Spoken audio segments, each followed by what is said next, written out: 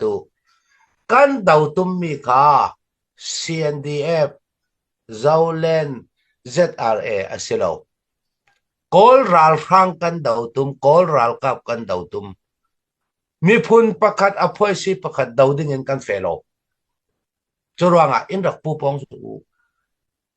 in pu pong thai lo le anau siat in peng lao achu amiak achu khan sa ning a hlong nak khan sa tu ding ka chu an ma mi pi thau thau si kan ma mi pi thau thau si chu vekin CNF CNN ni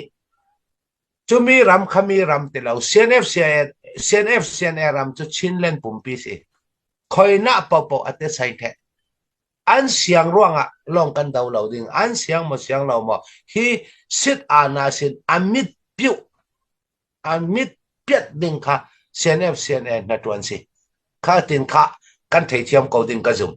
an siang longa kan dau ding le chu boy suman ra se la kan revolution kan to lai kan chem thei chuang lo ding ka zum